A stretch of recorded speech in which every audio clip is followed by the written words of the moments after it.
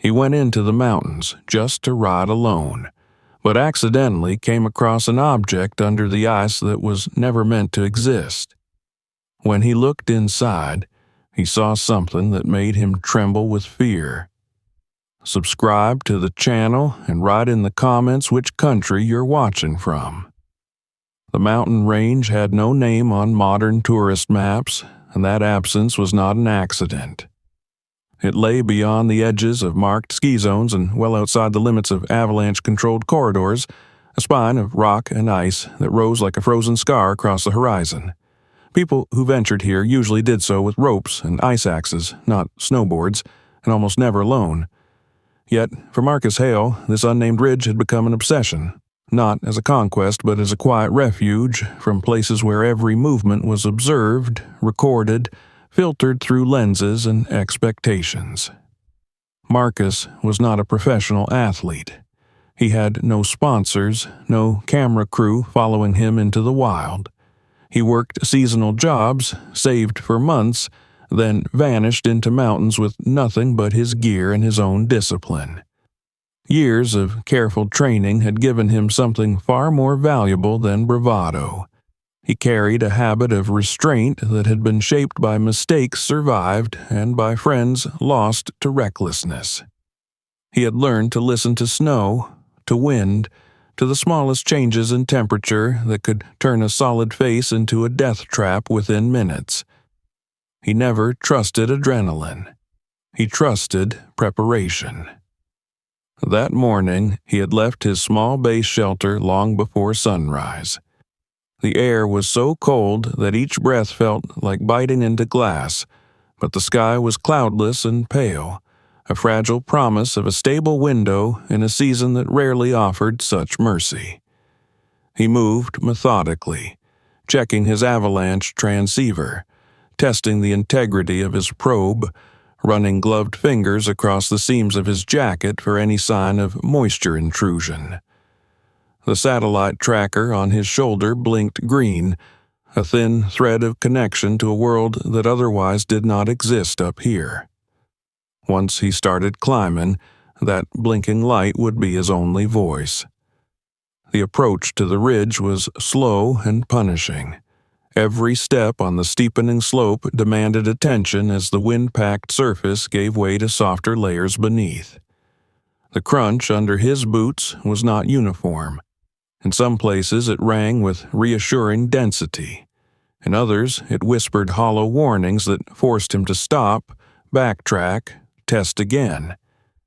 The range had its own language, and it spoke through subtle shifts that only patience could interpret. He advanced by reading those signs, adjusting his path not according to ambition, but to survival. By mid-morning, he had gained the upper spine of the ridge. From there, the view opened into a sweeping amphitheater of frozen valleys, serrated peaks dissolving into the haze of distance. It was a landscape stripped of color, reduced to shades of steel and bone, yet it held a strange warmth for him. In places like this, the world simplified itself. There were no emails waiting, no social feeds to scroll through, no voices demanding explanation. There was only gravity, weather, and the small rectangle of snow directly beneath his board. The line he had chosen had existed only in his head until that moment. An angled descent through a narrow couloir that pinched between two granite ribs before spilling into a wide glacial shelf. He had traced it countless times on satellite imagery, overlaying old topographic scans that hinted at crevasses hidden beneath the ice. Now he stood at the lip of it, feeling the slope vibrate faintly under the pressure of his weight.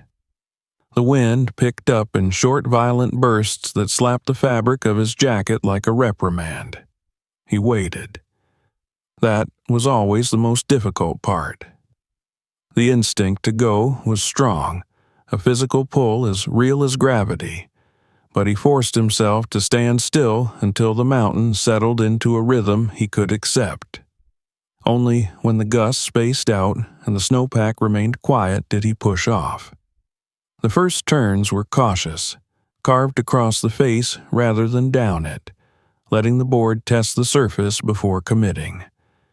The couloir tightened quickly, its walls rising like frozen jaws on either side.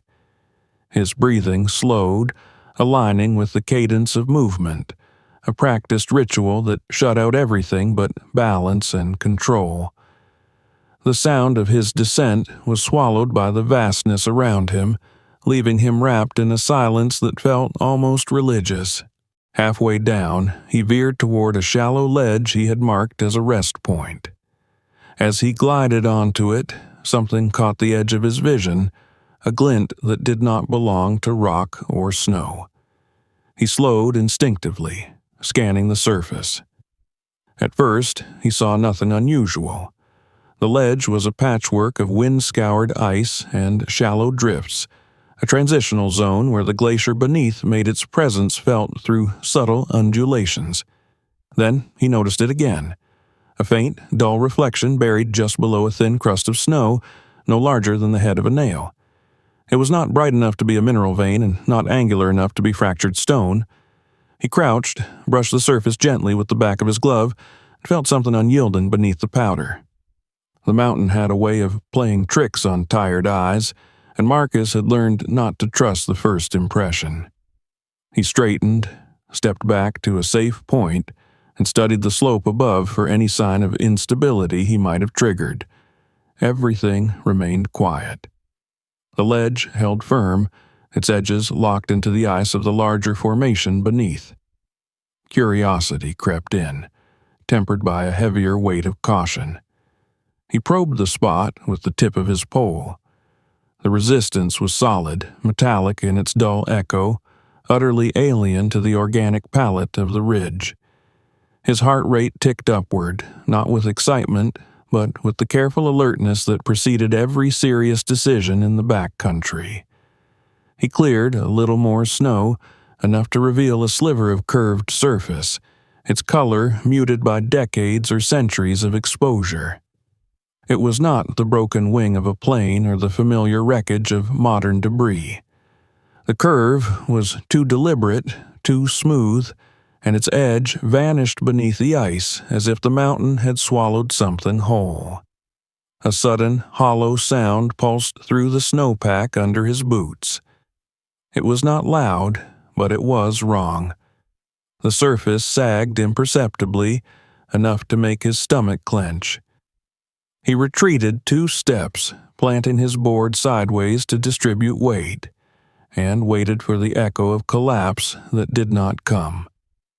Whatever lay beneath that ledge was not a shallow fragment. It was large enough to alter the structure of the glacier itself. He did not dig further. Instinct told him that this was not a discovery to be chased in the middle of a narrow descent corridor with the weather turning and daylight already bleeding from the sky. Instead, he reached for his tracker, marking the coordinates with care that bordered on reverence. He photographed the exposed fragment from several angles, including the surrounding terrain, embedding context into every frame so he would not be tempted later to exaggerate or misremember. The wind began to rise again, threads of spindrift curling off the ridge like smoke. He sealed the spot with a light layer of snow, not to hide it, but to protect it from further erosion until he could return with the right approach.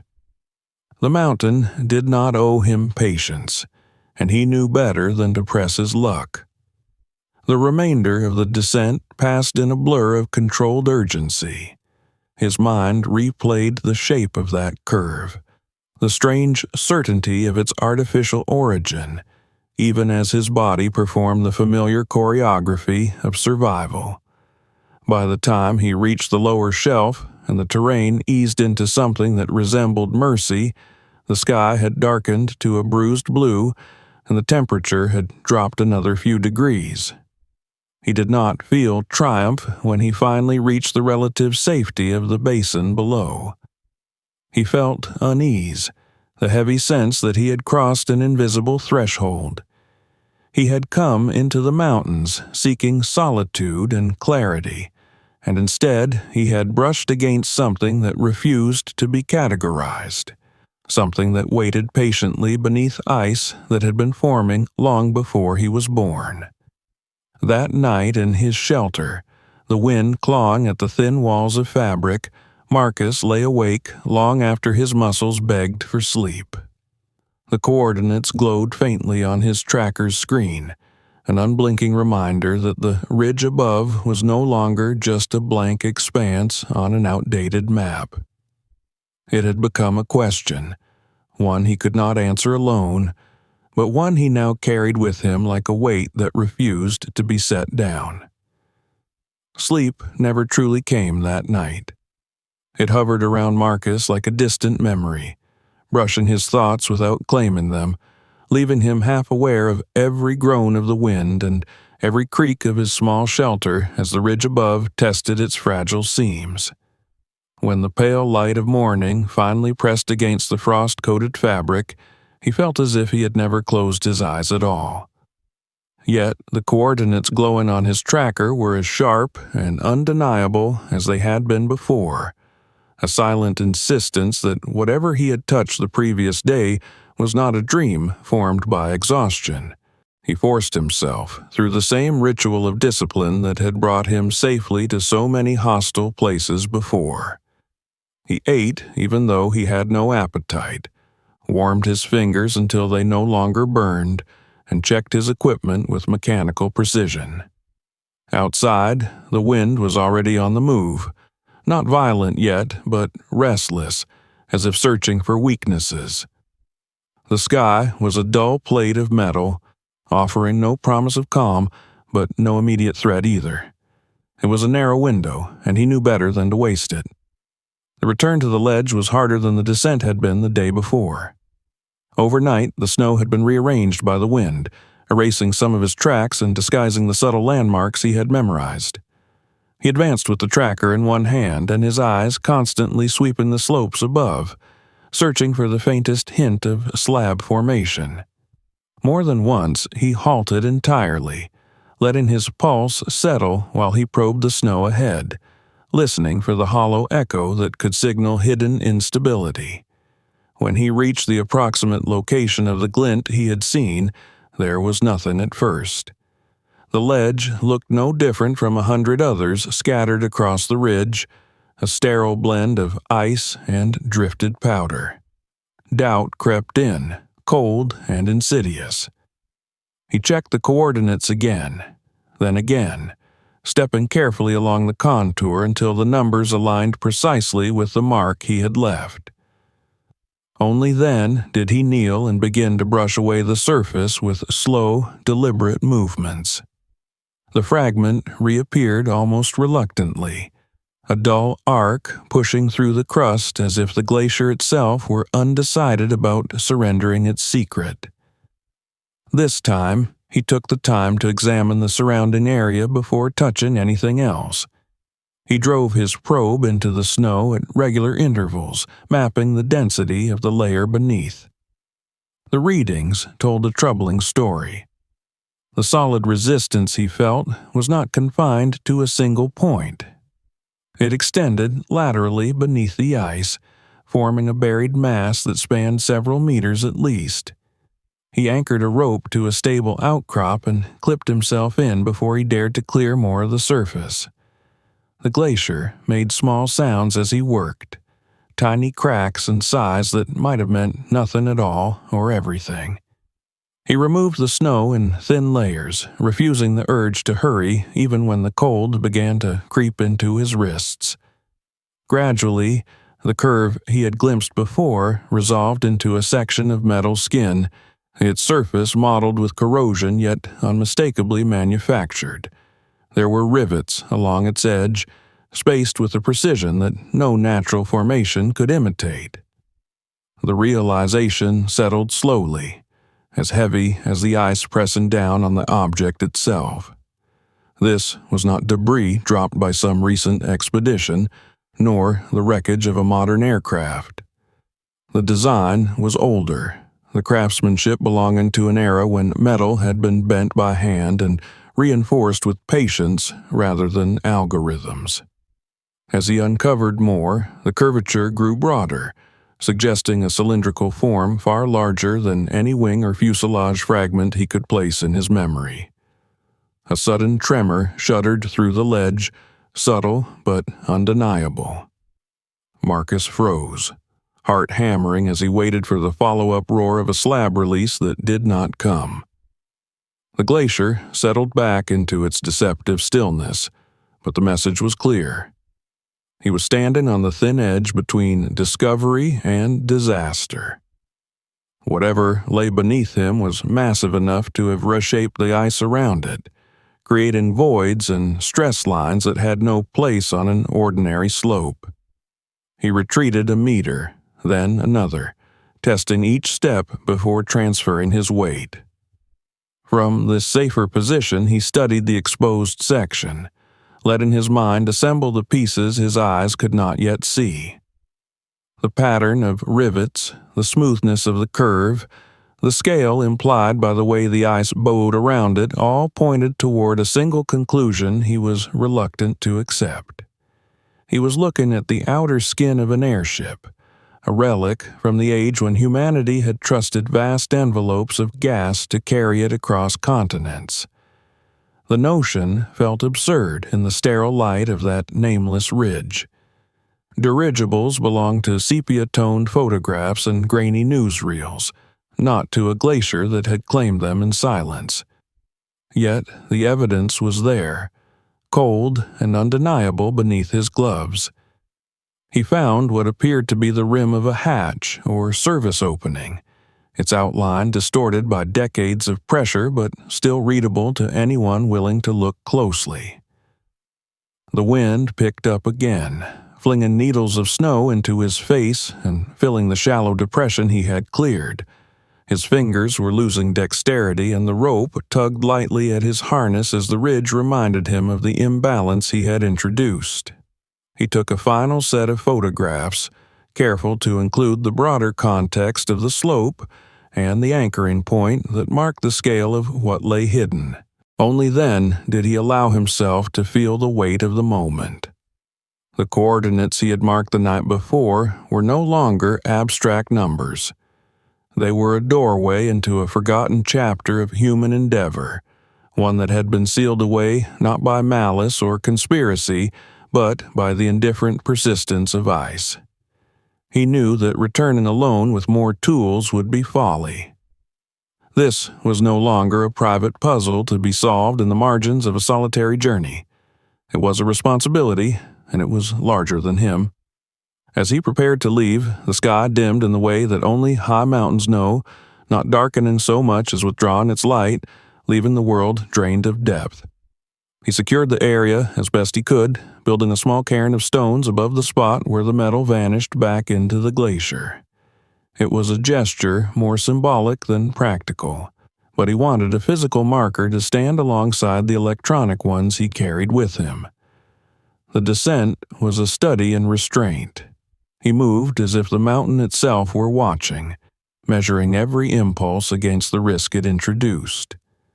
By the time he reached the basin and the relative shelter of his route back to the valley, the wind had grown into a constant howl that erased the sound of his own passage. It was as if the ridge were already working to erase the traces of his intrusion, drawing its veil of snow across the wound he had opened. At his shelter, he shed his pack with hands that trembled from more than cold. He did not open the few small containers he had prepared for samples. He did not try to pry loose any fragment of the metal he had seen. Instead, he sat in the narrow space between gear and fabric wall and stared at the blank screen of his tracker until he reactivated it, rechecked the coordinates, and sent a brief encrypted message to a contact he trusted in a university department far from the mountains. It contained no speculation, only the facts as he had recorded them and the precise location where ice had yielded to something older than the glacier itself. When he finally lay down, The wind still tearing at the shelter like an animal denied entry. The image of that curved metal followed him into a shallow, restless sleep. He had come to the ridge seeking lines no one else had drawn, but what he had found instead was a buried presence, waiting with the patience of stone to be seen again.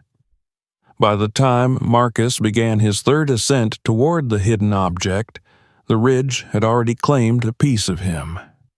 The muscles in his legs felt dense and unresponsive, as though the cold had reached inside his body and stiffened the machinery that kept him upright.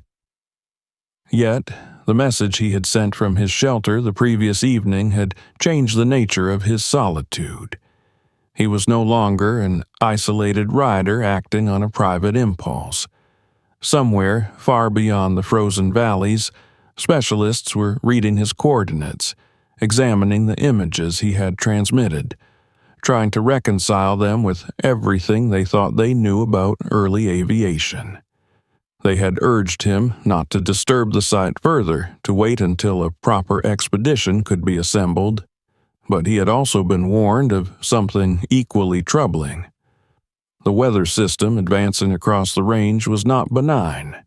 In less than 2 days, the ridge might be swallowed by snow, heavy enough to erase every trace he had uncovered. It was not curiosity that drove him back, but a sense of duty that felt heavier than any pack he had ever carried. He limited himself to a single insulated container, sterilized and ready to receive anything that might be irreparably damaged if left where it lay. He told himself again and again that he would not pry or tear or force. He would only look, only document, only take what was already loose or at risk of destruction. The ledge greeted him with the same deceptive calm it had worn the day before, its surface now smoothed by a fresh layer of wind-driven powder. He re-established his anchor point with care, the rope humming faintly as he clipped in and tested the tension.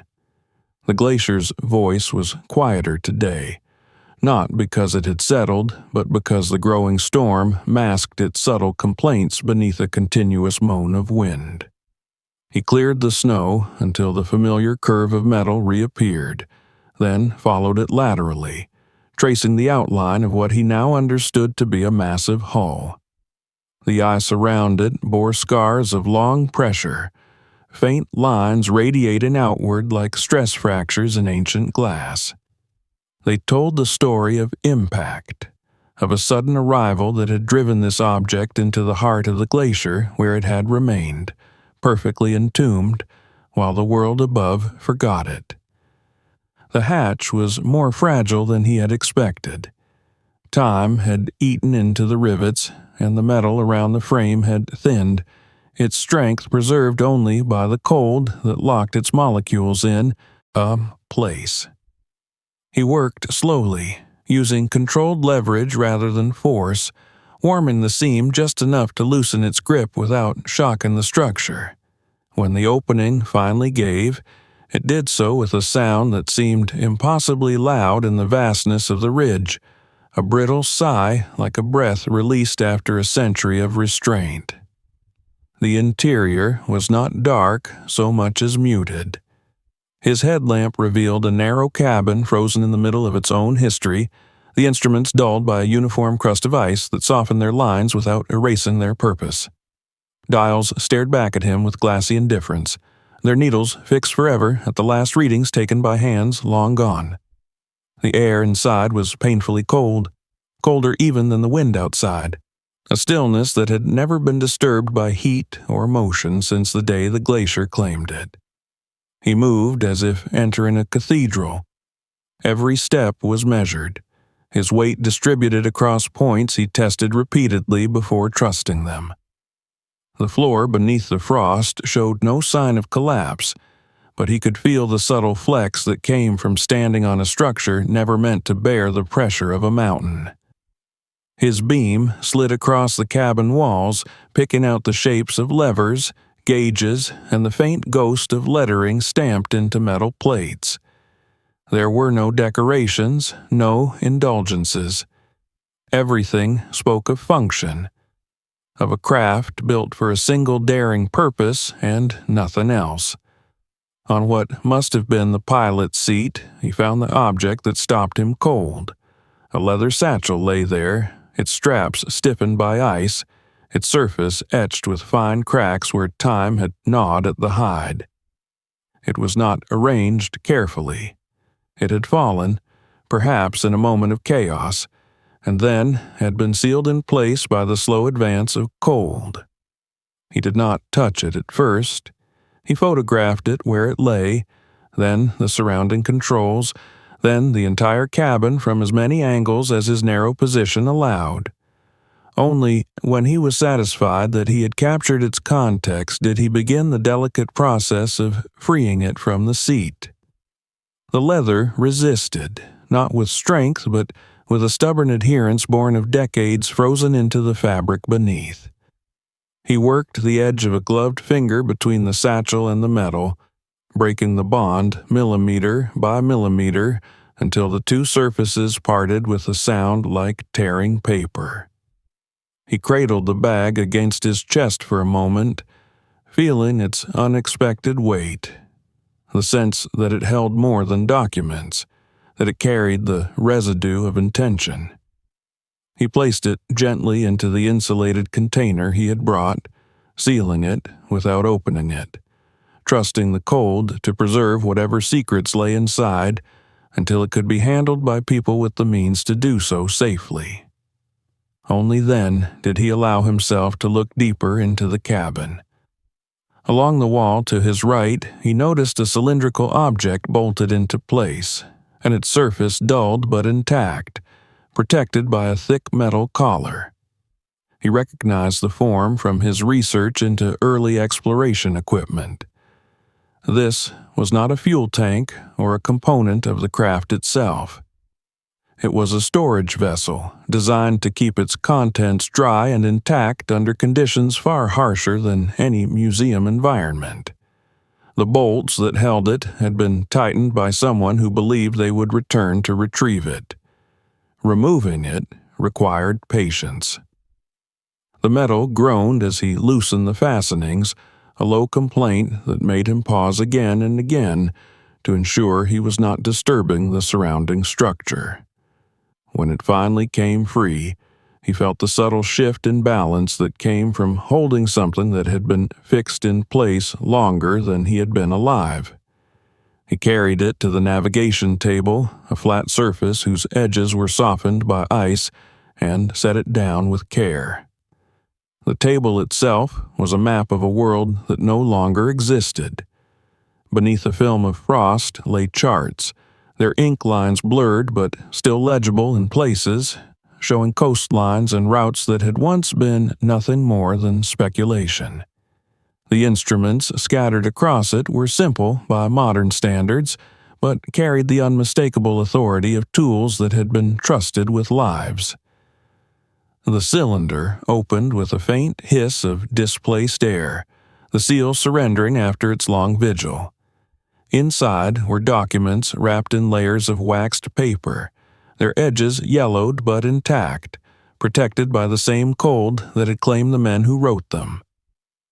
Marcus did not unfold them.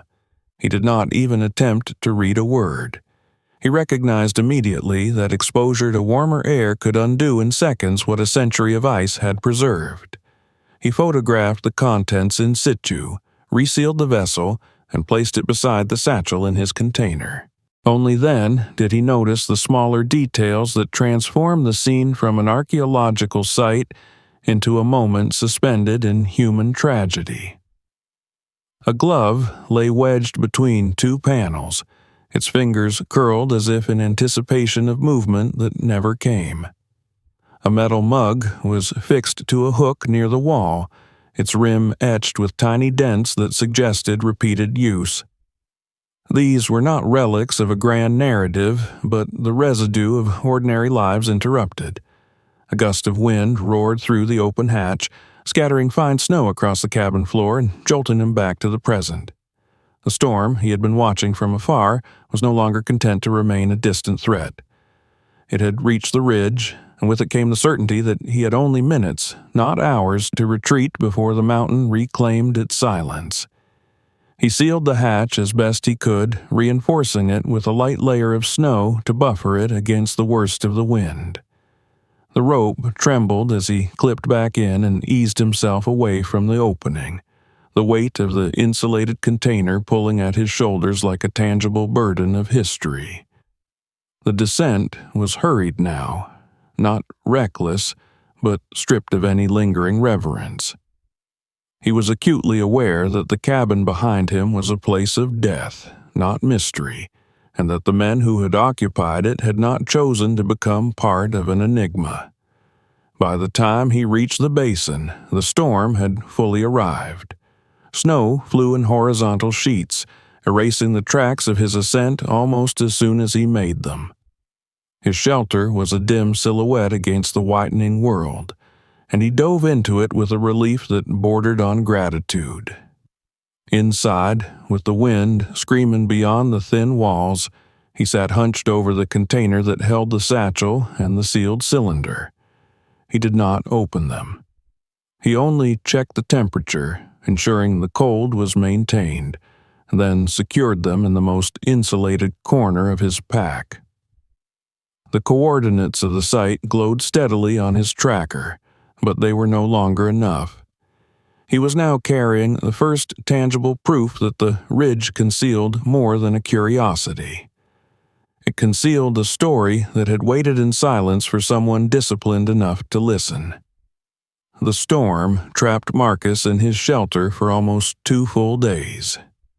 It battered the fabric walls with such relentless force that the thin aluminum poles vibrated like tuning forks, filling the cramped space with a constant metallic hum. Outside, the ridge had vanished behind a white curtain that erased any sense of distance or orientation. Even opening the flap for a few seconds was enough to coat his eyelashes with ice and steal the warmth from his breath. He had no choice but to wait, listening to the wind scour the mountain, while the insulated container at his side became the heaviest object in the world, not by mass, but by meaning. When the weather finally loosened its grip, it did so reluctantly. The wind softened to an exhausted moan, and the snow fell straight down instead of sideways, as though the storm were retreating under protest. Marcus did not rush his departure. He needed to descend safely with what he now carried, and the ridge had made it clear that impatience was the currency of the dead. The route down was longer than the one he had used on his ascent, chosen for stability rather than speed. He followed the basin until it opened into a glacial valley that funneled him away from the cliffs, moving through terrain that felt almost forgiving by comparison. The container never left his back, even when he stopped to rest, and more than once he caught himself checking its seals with bare fingers, as though he feared it might simply dissolve into the cold air if he did not confirm its presence. It took the better part of a day to reach a point where his tracker finally re-established a stronger link to the satellite network. The first real message he sent was no longer a set of coordinates, but a report. It was factual, stripped of speculation, describing the location, the nature of the object beneath the ice, the measures he had taken to avoid contamination, and the condition of the materials he had removed. He attached the images he had taken inside the cabin, compressing them to meet the limits of his fragile connection, and then waited as the device processed the transmission in silence. The reply arrived in fragments, delayed by the lingering interference of the retreating storm, but when it came together it carried a tone he had never encountered in professional correspondence. It was cautious to the point of reverence. The specialists he had contacted did not dismiss the photographs or ask him to repeat basic information. They asked instead about the rivet patterns, the composition of the instruments, the design of the satchel. They wanted to know if the maps showed longitudes or bearings that could be cross-referenced with early 20th century navigation methods. Their questions were not those of skeptics looking for flaws, but of minds already grappling with the implications of what they were seeing. By the time Marcus reached the small town at the edge of the mountain region, the situation had shifted beyond anything he had anticipated.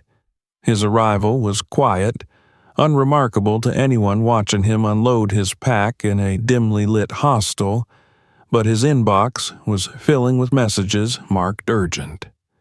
A university laboratory 2 states away offered climate-controlled transport for the artifacts. A museum curator asked whether he had preserved the context of the find with adequate photographic documentation. An aviation historian, whose work Marcus had read years earlier, requested a direct call as soon as conditions allowed. He did not open the satchel or the cylinder in the warmth of his room. Instead, he placed the insulated container near the window, where the winter air kept it cold, and wrapped it in additional layers to prevent any fluctuation in temperature. Only then did he allow himself to sit and look through the images he had captured, enlarging them on his laptop screen until the frozen cabin filled his vision. The more he studied the details, the more they refused to fit neatly into any narrative he knew. The instruments were not crude experiments, but carefully engineered devices, consistent with designs that had only been theorized in the years before the First World War. The maps on the navigation table were not copies of known commercial routes. They traced arcs across the Atlantic that bypassed the corridors historians had always assumed were the earliest viable paths. The ink annotations, blurred but legible in places, referenced meteorological conditions with a precision that suggested this crew had not merely hoped to survive their crossing. They had expected to. He shared the images in a secure channel with the experts who had reached out to him. The responses came in waves, each building on the last. Metallurgists identified alloy compositions that matched experimental manufacturing processes abandoned by major firms after a series of public failures. Archivists began cross-referencing names they could barely make out on the leather satchel with employment records from defunct airship companies. A pattern emerged slowly, like a ghostly outline forming beneath layers of old paper. What disturbed Marcus most was not the possibility that the ridge concealed a forgotten aircraft. It was the growing certainty that this particular aircraft had accomplished something the world believed impossible at the time. The partial coordinates visible on the navigation charts aligned with wind patterns over the North Atlantic that modern models confirmed would have made a westward crossing feasible during a narrow seasonal window in 1910. The timestamps in the bunched fragments of the logbook, deciphered through high-resolution imaging, placed the craft's departure years before the flights enshrined in textbooks as the dawn of transoceanic aviation. The experts were careful in their language. They spoke of hypotheses, of the need for controlled studies and chain-of-custody documentation. But between those lines, Marcus could read the same disbelief that pulsed through his own thoughts. If the documents were genuine, if the cabin he had entered was not a carefully staged anomaly, then the men who had piloted that airship had achieved a milestone that had been erased by circumstance rather than falsified by malice. That erasure raised its own questions. Why had there been no search?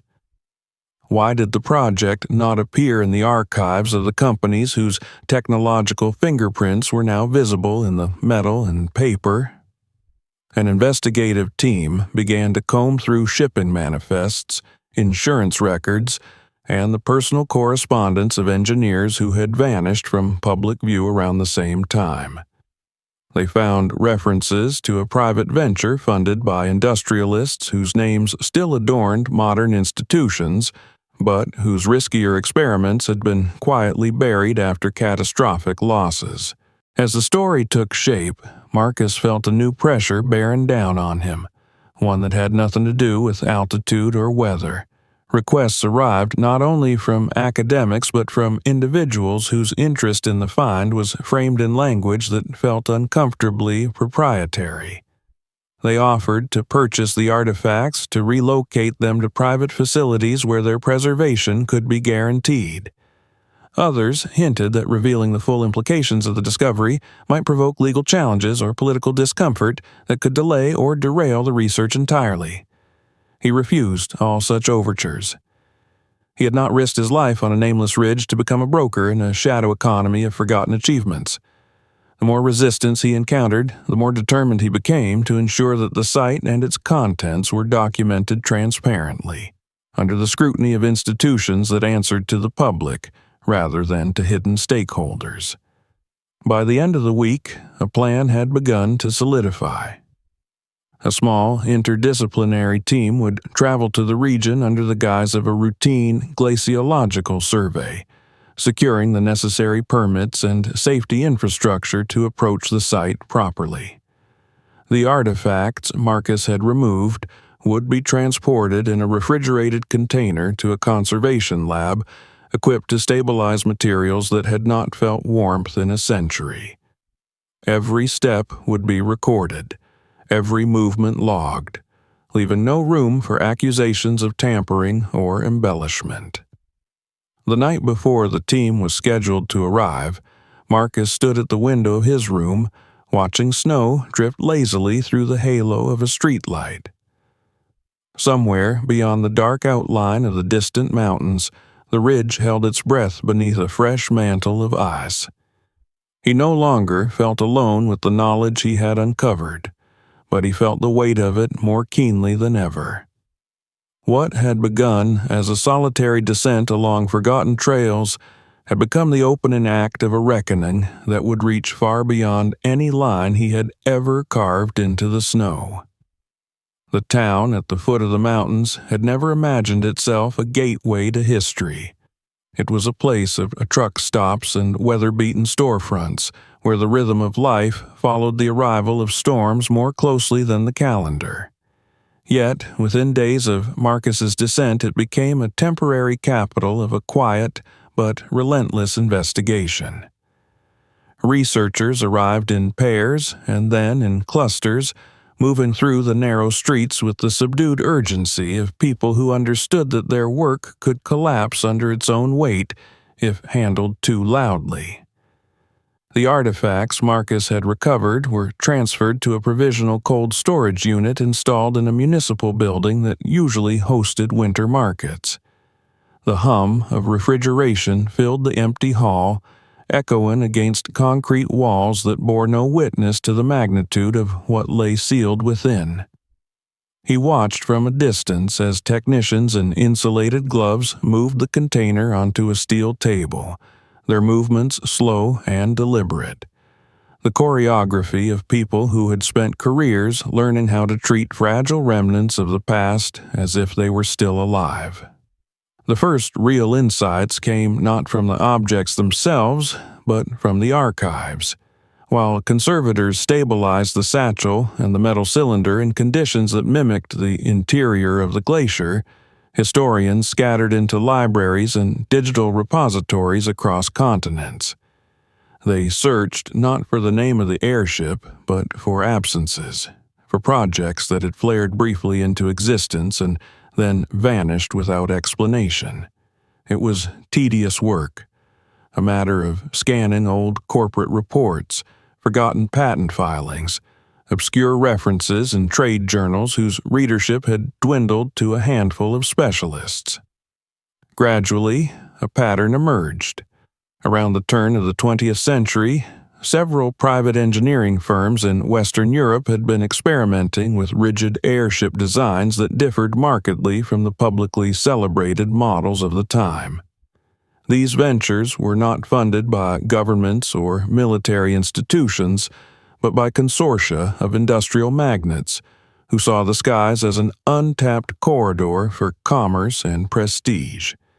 They filed patents for composite hull structures and variable buoyancy systems, then quietly withdrew those applications when the technology proved volatile and investors lost patience.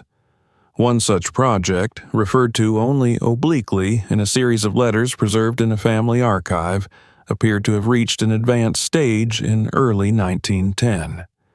The correspondence spoke of a vessel designed not merely to cross oceans, but to chart them from above, gathering meteorological data that shipping companies could leverage for decades to come.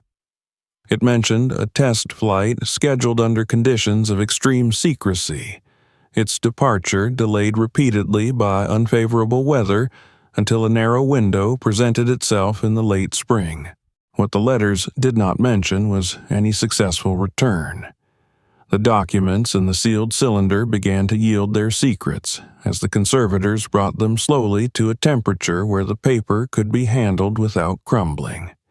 Each page was photographed under controlled light, the images then magnified and distributed to the team for analysis.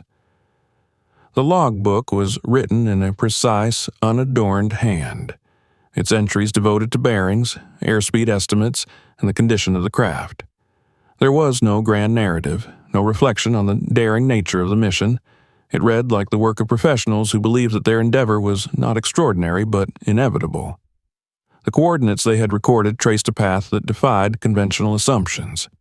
Instead of following the southern routes favored by early aviators to avoid the strongest headwinds, the airship had ventured into latitudes considered perilous even for ships, let alone lighter than aircraft. The reason for this audacity lay in the margins of the charts, where faint annotations described prevailing currents that could be harnessed to carry the vessel farther than its engines alone would allow. The final entries were terse. The airship had encountered deteriorating weather over mountainous terrain during its return leg, conditions that forced the crew to attempt a crossing at altitudes for which the craft had not been designed. The words on the page grew tighter, the spacing between lines narrowing as if the writer had been aware that time was slipping beyond his control. The last complete note ended not with a flourish, but with a calculation, a cold acknowledgment of diminishing lift in the face of accumulating ice. There were no records after that. No farewell, no expression of fear or regret. Only the abrupt silence that had allowed the expedition to vanish from history as thoroughly as it had from the sky. As these revelations accumulated, Marcus found himself grappling with the strange inversion of his role. He had not set out to become a custodian of forgotten ambition, yet he was now the hinge on which a century of misunderstanding turned. His own life felt improbably small in the face of the narrative unfolding around him, and yet it was his restraint, his refusal to tear at the past in pursuit of spectacle, that had preserved the evidence long enough for others to read it. The investigators began reconstructing the final hours of the flight with a precision that bordered on obsession. Using modern meteorological models, they simulated the storm systems described in the logbook, mapping them against the topography of the ridge where the wreck lay entombed. The data aligned with unsettling clarity. A sudden downdraft combined with icing on the envelope would have forced the airship into a desperate maneuver, one that might have saved it from plunging into a valley only to drive it instead into the teeth of the mountains. The glacier had done the rest. Over time it had flowed around the broken hull, sealing it away beneath layers of snow that compacted into ice, erasing the visible scars of the impact until even the ridge itself seemed unaware of the burden it carried.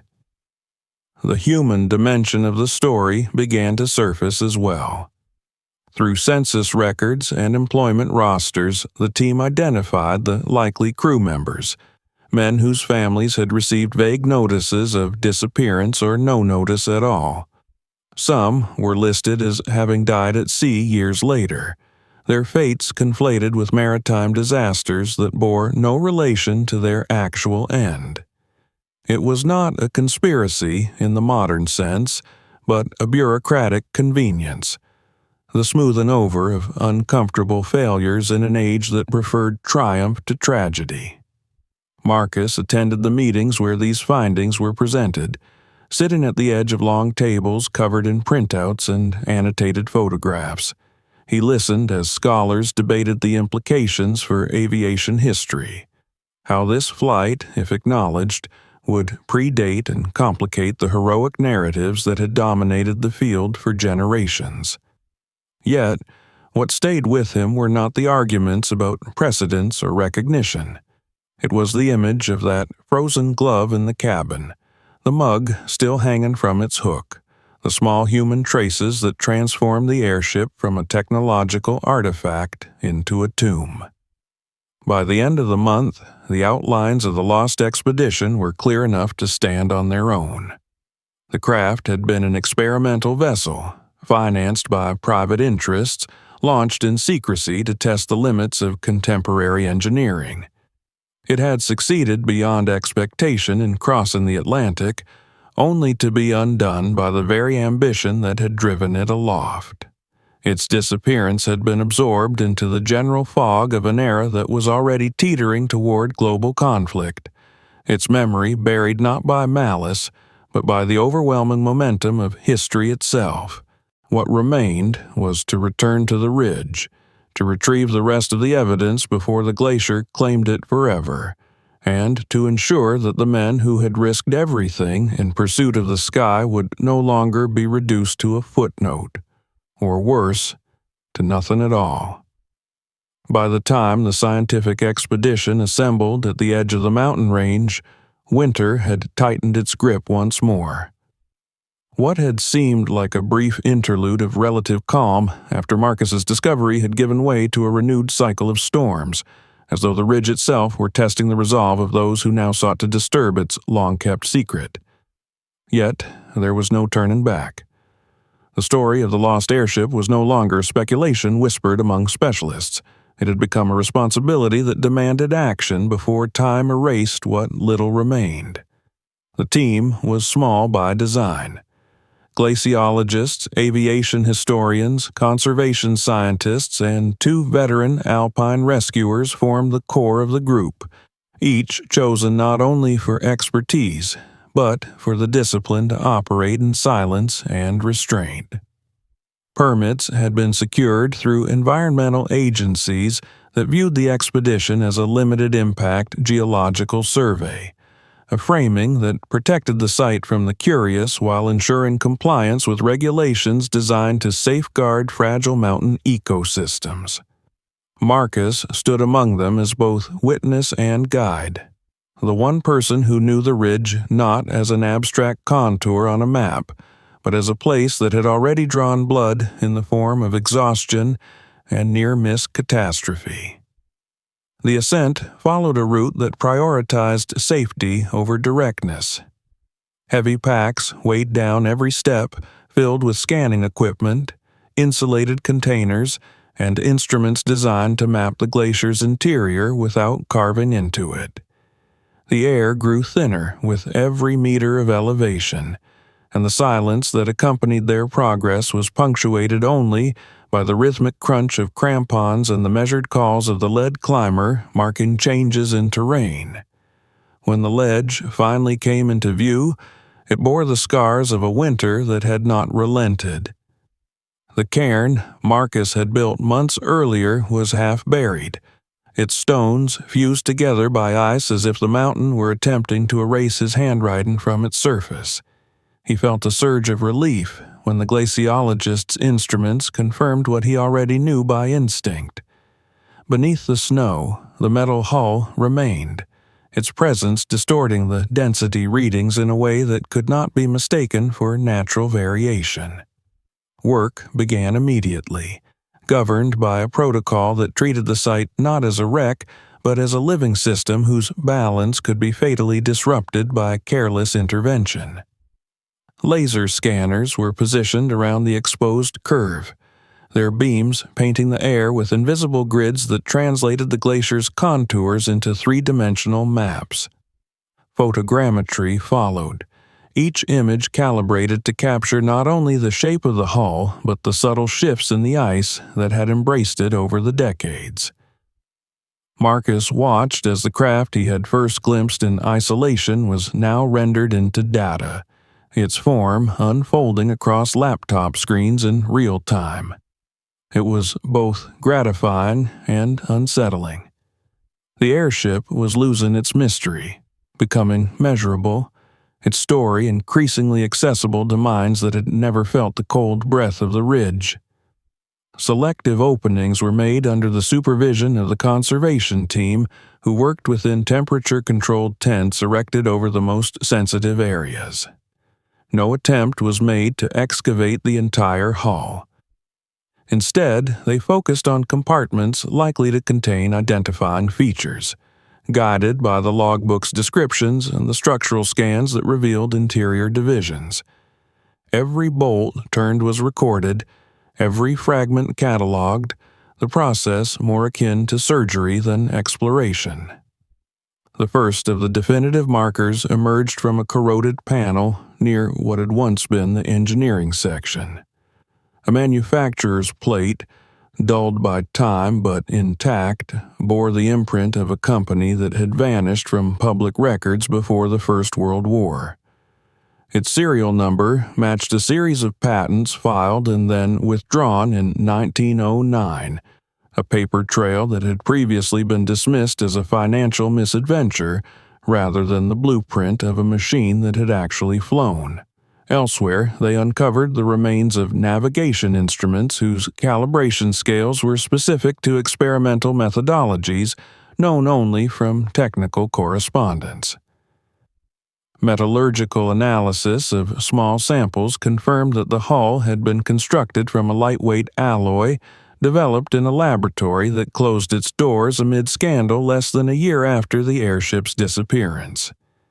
Piece by piece, the evidence assembled itself into a narrative that could not be dismissed as coincidence or fabrication. The logistical challenges of the operation rivaled its scientific significance. Temperatures fluctuated unpredictably, forcing the team to adjust their schedules daily to protect both personnel and artifacts. The ridge was no passive backdrop. It shifted and creaked beneath their feet, a constant reminder that the glacier's patience was finite. More than once, work was suspended mid-procedure as the rescuers detected stress patterns that signaled an imminent release of ice higher on the slope. Yet, the most profound shift occurred not in the field, but in the laboratories that received the first wave of samples. As carbon dating, ink analysis, and spectroscopic studies converged on the same time frame, the margin for doubt narrowed to almost nothing. The documents were not reproductions. The metal was not a later substitution. The airship had been built, launched, and lost exactly when the logbook said it was. The implications rippled outward with a force that surprised even those who had anticipated controversy. Aviation historians who had spent careers teaching a linear progression of achievement now faced data that rewrote the early chapters of their discipline. The carefully curated pantheon of pioneers had to make room for names that had been erased not by falsification, but by the simple brutality of circumstance. Attempts to suppress the findings emerged almost immediately, cloaked in concerns about national heritage and proprietary research rights. Marcus found himself in meetings with legal advisors who spoke of jurisdiction and ownership, of the delicate balance between discovery and exploitation. He listened with a patience born of mountain solitude, unmoved by arguments that treated the ridge as a bargaining chip rather than a grave. Public interest could no longer be contained. A single image, released through an academic journal, showing the reconstructed hull model alongside the original navigation charts, ignited a wave of coverage that reached far beyond the circles of specialized scholarship. Viewers were not drawn solely by the promise of a historical correction. They were captivated by the idea that the world still harbored such secrets, that even in an age of satellites and databases, there remained stories waiting in silence beneath the ice. For Marcus, the turning point came when he was invited to examine the fully stabilized logbook in a climate-controlled room hundreds of miles from the mountains. The pages lay open beneath a pane of glass, their ink dark against the pale fibers of the paper. He traced the final line with his eyes, following the meticulous script to the place where it ended abruptly, not with a flourish, but with the cold mathematics of survival. It was then he understood that the evidence could no longer be hidden, not because of media attention or institutional pressure, but because it had finally found a language the world could not ignore. The ridge had given up its truth, and no amount of hesitation or vested interest could force it back into silence. The announcement did not arrive with fanfare. It emerged first as a peer-reviewed paper published in a journal few people outside the academic world had ever read. Its title, dry and technical, its abstract devoid of drama. Yet, within hours it began to travel, pulled from databases by journalists who recognized the magnitude hidden behind its careful phrasing. The document laid out, with the precision of mathematics, the chain of evidence that linked the airship entombed in the glacier to a transatlantic flight conducted years before any officially acknowledged crossing. It did not proclaim a revolution.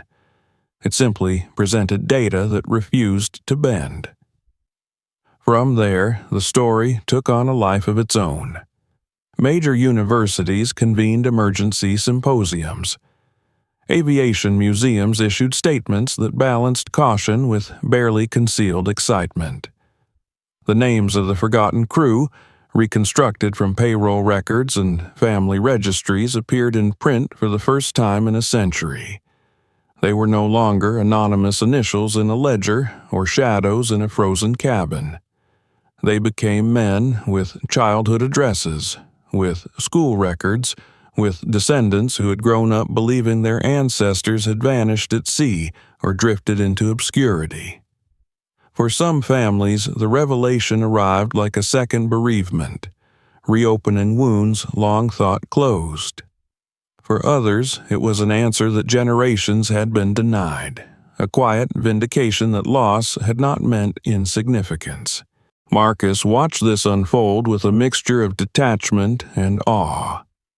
The mountain had been a place of solitude, yet it had given birth to a public reckoning that now stretched across continents.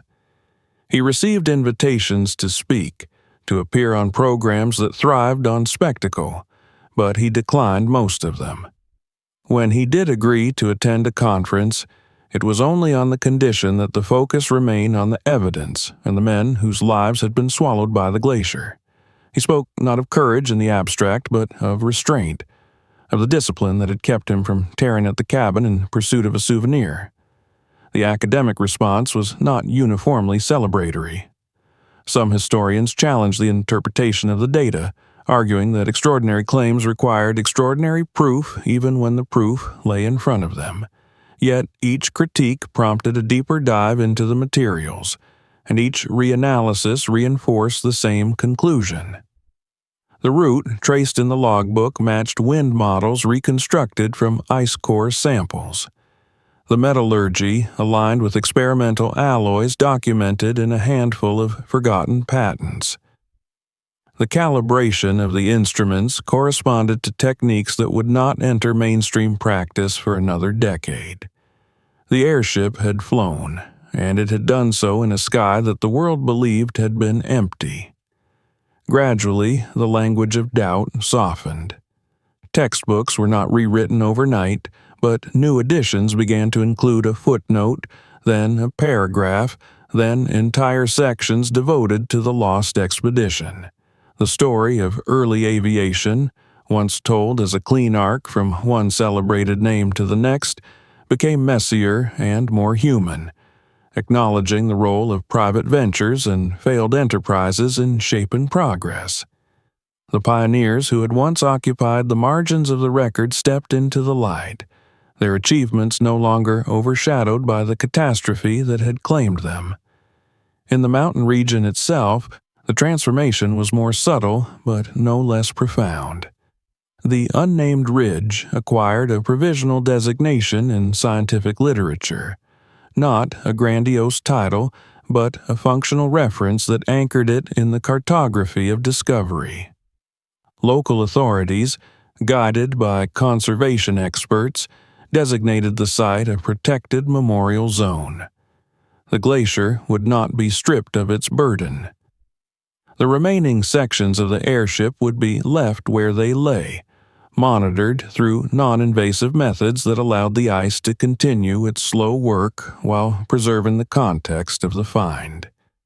Visitors would never stand inside the cabin or touch the metal skin. They would know it only through images and data, through the story that had finally escaped its frozen vault. For Marcus, the shift from anonymity to recognition was disorienting. He returned to seasonal work, to the quiet rhythms that had defined his life before the ridge intervened. Yet, he was no longer simply a snowboarder chasing empty lines. He was the man who had stumbled upon a century of forgotten ambition and refused to let it be lost again.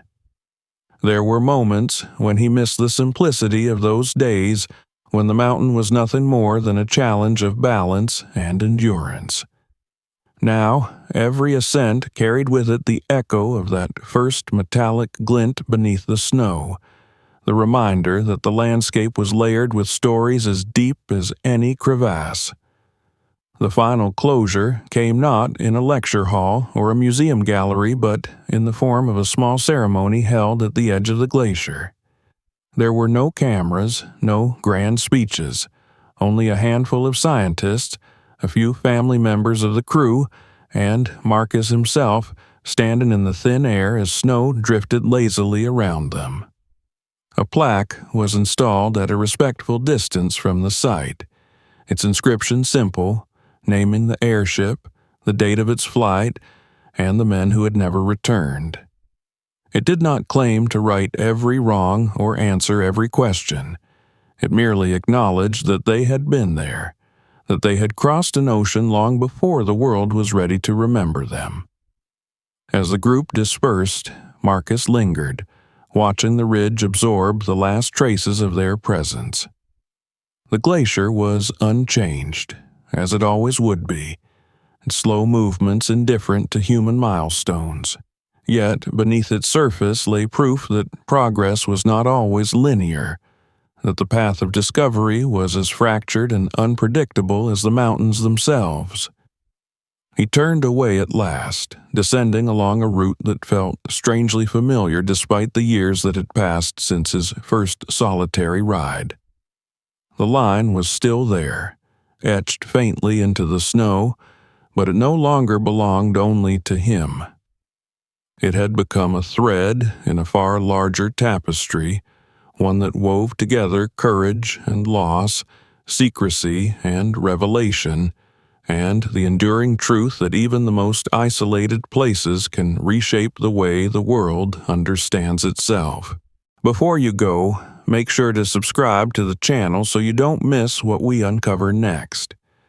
Watch our other investigations and stay with us as hidden stories continue to surface. Share this video with friends and family and help these forgotten truths reach the world.